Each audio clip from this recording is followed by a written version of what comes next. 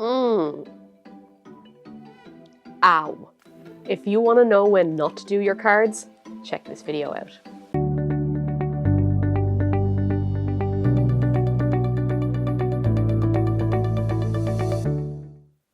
So this week's video, guys, was inspired by a comment that was left on my How to Start Your Tarot Business video, which is up here, okay?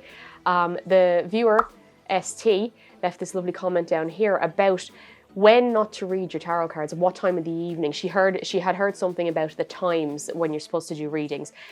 So this has inspired me to do this video on when not to read your tarot cards.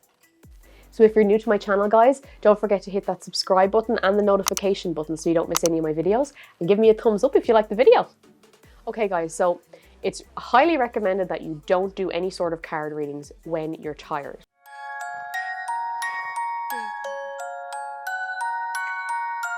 This is for a simple fact. When you're working with cards, the idea is that you're working with a spiritual energy, a higher energy, you're connecting with other energies, so your energy in itself must be at a higher frequency than it normally is. If you're tired, your energy is way down here, okay? It's at a low frequency. So when you're tired, you're not going to get the best and accurate reading that you can get, okay? If it will make sense at all, okay? So you must remember that your energy must be at a high vibration. That means eating your good foods, being of a good energy, being in a good mindset as well. So take all this into account before you even pick up a deck of cards, okay? When you're emotional. My God! What the f? Okay, guys, so if you're in a really, really emotional state, okay, you're angry, you're sad, your head's all over the place, all your energy has been put into the wrong channel, okay? And it's not a good foundation for you doing any sort of reading because it's almost like your focus is with all your emotion. So you can't connect with anyone, you can't connect with spirit, you can't connect effectively with anything, okay?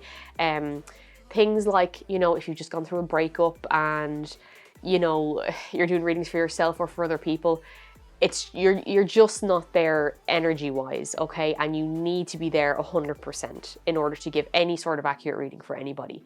So do not go near the cards if you're angry, upset, stressed, anything like that. When you're looking for a specific answer. That's not the answer I wanted! Give me the right answer, mother.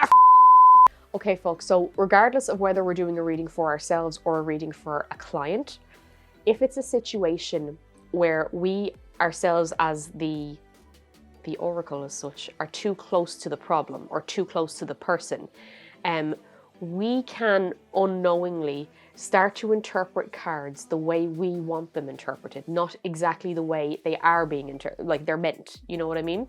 So for instance, if you're doing a reading for a friend or a family member, they're going through an issue, they've been talking to you about this issue for quite some time, you know all about it, and you're doing their cards and you know their question and you really want them to hear a specific piece of advice, okay? Even if it's to give them that kick up the ass, okay? You have to be very careful in this mindset, because when you're drawing out your cards and you're starting to interpret them, you may start interpreting the cards the way you want them to hear it, as opposed to the way the cards are actually dealt out and what they're trying to say. So you're missing the message in the cards because you're so focused on getting that specific answer either for yourself or for a client, okay? So it's important to just wait until you're at a frame of mind where you can step back. You must do cards from a neutral place, okay? You are not on anyone's side, you're not the judge, you're not the jury, okay? You are doing cards from a neutral environment and a neutral energy.